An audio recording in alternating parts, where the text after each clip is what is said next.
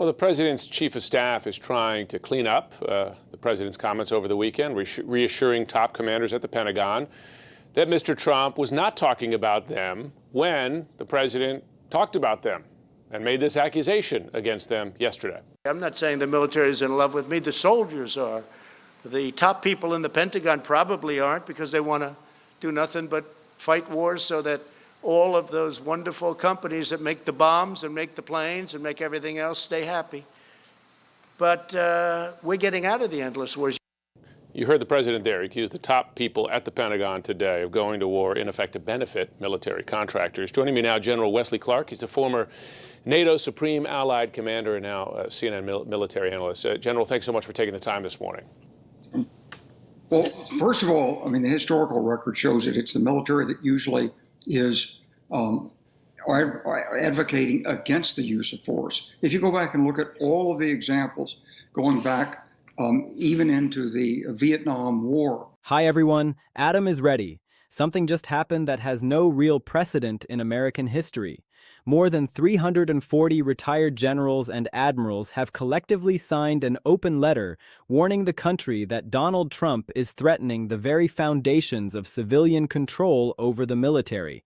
Well, tonight, more shocking revelations about the final days of the Trump administration, including serious talk of a potential attack on Iran and a big intelligence failure within the Secret Service leading up to the Capitol riot. We get more details tonight from CBS's Chris Van Cleve. A new report tonight reveals former President Trump's top general was actively working to stop him from striking Iran in the final days of his presidency. If you do this, you're going to have an expletive war, General Mark Milley would say, according to the article.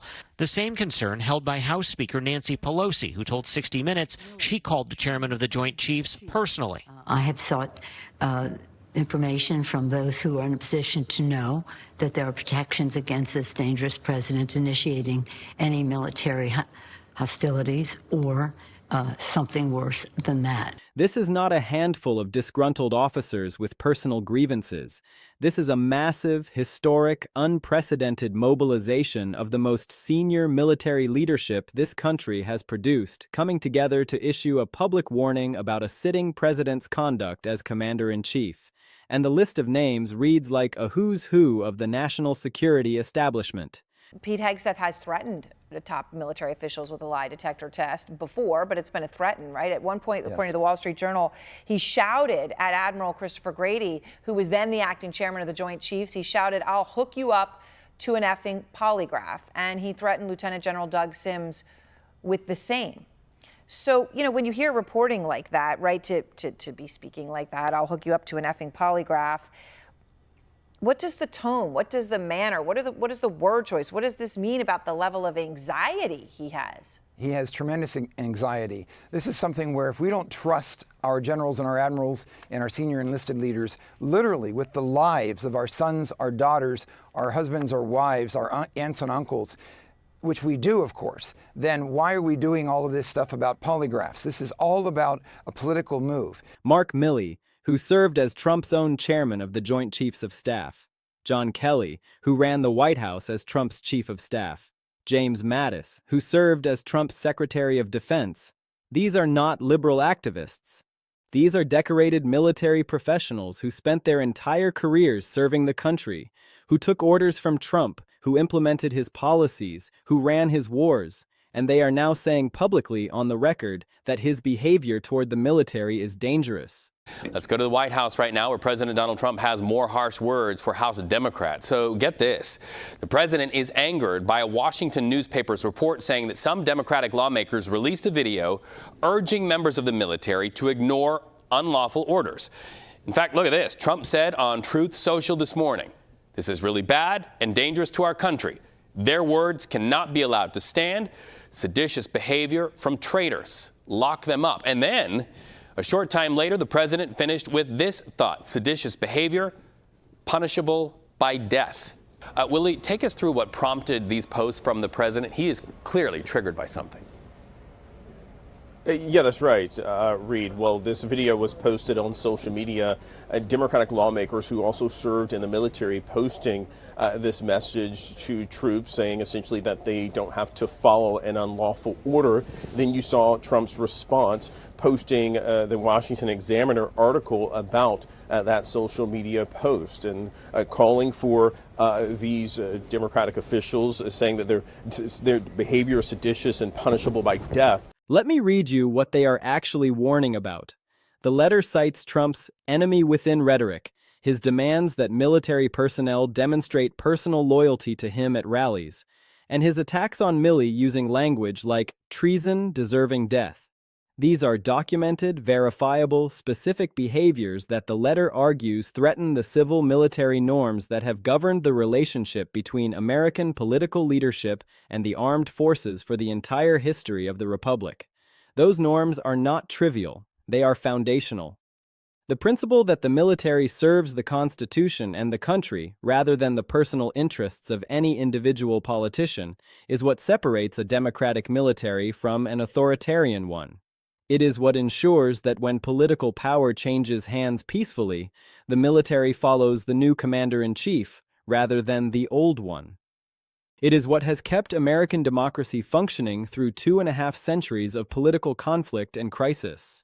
And 340 retired generals and admirals are saying publicly that those norms are under threat from the current president's conduct.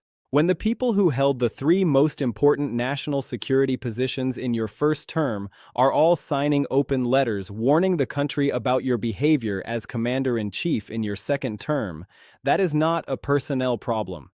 That is a fundamental breakdown in the relationship between a president and the military professionals who know him best and have seen him closest. Milley was in the room for some of the most consequential national security decisions of that period. Kelly ran the White House and saw Trump's decision-making up close every single day. Mattis ran the Pentagon and implemented Trump's military orders. These are not people with abstract or theoretical concerns. These are people with direct, personal, operational experience of what it is like to serve under Trump as commander-in-chief.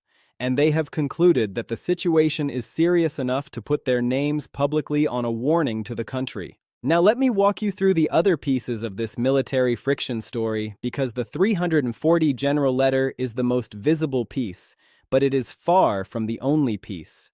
Senator Mark Milley, a former Navy combat pilot and astronaut who now serves in the Senate, filed a federal lawsuit against Defense Secretary Hegseth on February 19th. The lawsuit alleges that the Pentagon is threatening the pension benefits of military officers who have criticized the Trump administration. This is extraordinary. A sitting United States senator and decorated military veteran is suing the defense secretary over allegations that the Department of Defense is using financial coercion to silence officers who might otherwise speak out about concerns with how the Iran war or other military matters are being handled. If that allegation is accurate, it means the institutional pressure to stay quiet about legitimate concerns is backed not just by the normal command hierarchy, but by threats to officers' financial security and retirement. And that kind of pressure, if real and documented, has direct implications for whether the military leadership around Trump is giving him honest assessments of operational realities or telling him what he wants to hear to protect their pensions. In the context of a war where operational details have been leaked and the drone situation has been downplayed publicly while being alarming privately, the question of whether Trump is getting honest military advice is not abstract. It is operationally consequential. Wars are lost when commanders stop getting honest information because everyone in the chain of command is managing the information to protect themselves rather than to inform decisions accurately. The loyalty-demand dynamic in the context of the Iran war creates specific and serious risks that go beyond the political optics of the 340 letter. Trump has been publicly emphasizing that the military must be loyal amid Iran operations, and the history of what happens to military effectiveness when loyalty to a person rather than loyalty to the Constitution becomes the organizing principle of a military institution is not encouraging. Militaries that prioritize personal loyalty to a leader over honest assessment and independent professional judgment tend to produce exactly the kind of information failures that generate catastrophic operational outcomes. Leaders who tell their commander what he wants to hear rather than what is actually happening. Assessments that emphasize progress and downplay setbacks. Reluctance to raise concerns about operational problems because raising concerns is associated with disloyalty. And in a war where the Pentagon privately told Congress that forces are increasingly vulnerable from drone threats while publicly projecting confidence, where Hegseth admitted the situation was worse than expected in a classified briefing, while the public messaging emphasized successful intercepts, the gap between the internal reality and the external narrative is already visible. Loyalty culture makes that gap wider, not smaller, because it creates institutional incentives for everyone in the chain of command to manage information upward in ways that protect the messenger rather than inform the decision-maker. The Hegseth signal leak connects back to the military professionalism story in a specific and important way. One of the foundational principles of military professionalism is operational security, the protection of classified and sensitive operational information from exposure to adversaries. It is drilled into every service member at every level. It is the basis of entire institutional cultures around information handling and communication discipline. And the Defense Secretary had active military strike timelines on a messaging application during a live combat operation in a way that created leak exposure. That is not a minor deviation from operational security standards. That is a fundamental failure of the basic discipline that military professionalism demands at every level, and it happened at the very top of the civilian defense leadership. The person responsible for setting the standards of operational security discipline for the entire military establishment failed to meet those standards in a basic and consequential way. The 340 retired officers who signed that letter about civil military norms are the people who spent their careers building and enforcing exactly those standards. Their warning about the direction of the institution they served is grounded in professional expertise about what good military leadership looks like, and the signal leak is a data point that supports their concerns in a very specific and practical way. The 59% opposition to the Iran strikes among the American public is a political reality that connects directly to the military friction story in ways that matter for the midterms. When a majority of Americans oppose a military action and 340 retired generals, including the president's own former appointees, are warning publicly that his conduct as commander-in-chief threatens foundational civil-military norms, the commander image that has historically been one of the strongest political assets available to a wartime president is not functioning the way it normally does. Normally, a president who launches a military operation gets a rally around the flag effect. Public support rises. The commander-in-chief image strengthens. Political opponents are reluctant to criticize for fear of appearing unpatriotic. But when 59% oppose the strikes and 340 generals are warning about the president's behavior and 9 Americans are dead and oil is at $120 and the war has no timetable, the rally around the flag effect is not materializing. The absence of that effect at 36% approval in the middle of an active military conflict tells you something profound about how this war and this president's conduct of it is landing with the American public. Republican members of Congress facing competitive November races are watching all of this and making calculations about how much longer they can afford to stand behind a war that 59% of Americans oppose and that 340 of the country's most decorated retired military officers are publicly criticizing through the lens of civil military norms. Those calculations are going to start producing visible Republican friction with the administration's war narrative as we get closer to the midterms. Now I need to address something important. There is a viral story circulating about 29 active duty officers issuing a joint statement against Trump. That story is almost certainly fabricated. No official documents exist. No Pentagon statements confirm it. No credible news outlet has verified any of it. There are no court filings, no DoD confirmation, no named officers on record. It has the fingerprints of manufactured clickbait designed to get views by telling people what they want to hear about active-duty military resistance to Trump. We are not going to present it as real because it almost certainly is not. But here is the thing. The real documented story about military friction with this administration is significant and serious enough that making things up is completely unnecessary. 340 retired officers signed an actual letter making actual documented arguments. A senator is suing the defense secretary over actual pension threat allegations.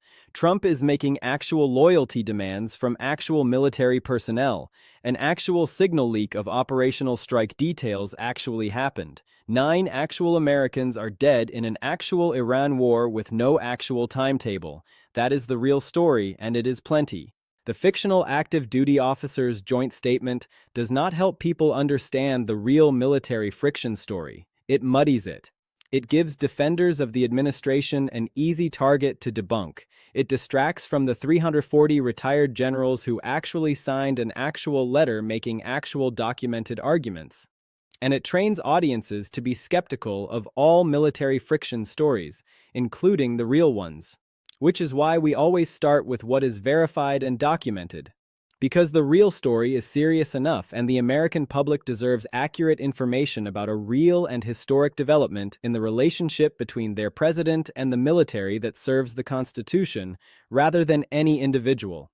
Let me break this all the way down into what the military friction story actually means, and why every American should be paying attention to it regardless of where they stand politically. First, 340 retired generals and admirals, including Milley, Kelly, and Mattis, signing an open letter warning about Trump's conduct as commander-in-chief is a historic and unprecedented event that deserves to be treated with the seriousness it warrants. These are not partisan political operatives. These are people who dedicated their careers to the United States military, who served under presidents of both parties, who understand better than anyone what healthy civil-military relations look like and what threats to those relations look like. And they looked at Trump's enemy-within rhetoric, his rally loyalty demands, his death-deserving treason attacks on the former chairman of the Joint Chiefs, and concluded that the foundational norms governing the relationship between American political leadership and the military are under genuine threat. Second, the Kelly versus Hegseth pension threat lawsuit represents a specific and documented allegation that the Defense Department is using financial coercion to silence military officers who might otherwise speak critically about the administration. If that allegation is substantiated in court, it would mean the military's internal culture of honest assessment and independent professional judgment is being actively suppressed through economic threats. And in the context of a war where the public narrative and the private assessments are already visibly diverging, suppressing honest internal assessment is not just politically problematic, it is operationally dangerous. Third, the 59% public opposition to the Iran strikes combined with 36% approval and 9 American deaths and oil at $120 means the political foundation for this war is eroding faster than the administration's public narrative acknowledges. And the military friction story amplifies that erosion by undermining the commander image that is normally a wartime president's most powerful political asset. Fourth, the distinction between the documented real story and the fabricated clickbait matters enormously for public understanding of what is actually happening. The real documented military friction story is significant, serious, and historically unprecedented. It does not need fictional active duty revolts attached to it. The 340 generals who actually signed the actual letter are saying everything that needs to be said. So here is exactly where we stand. Over 340 retired generals and admirals, including Milley, Kelly, and Mattis, signed an open letter warning that Trump's enemy-within rhetoric and rally loyalty demands threaten civil-military norms. Senator Mark Milley sued Defense Secretary Hegseth over pension threats against officers who criticize the administration. Trump has publicly emphasized military loyalty amid Iran war operations. 9 Americans are dead. 59% of Americans oppose the Iran strikes. Oil hit $120. The signal leak happened. Hegseth privately admitted the drone situation is worse than publicly acknowledged. The DHS secretary was fired mid-war, and the president's approval is at 36%. The real documented military friction story is significant, serious, and historically unprecedented. It does not need fictional active duty revolts attached to it. The 340 generals who actually signed the actual letter are saying everything that needs to be said, and the American public deserves to hear it clearly without the noise of fabricated clickbait drowning out one of the most important institutional warnings of this entire second term.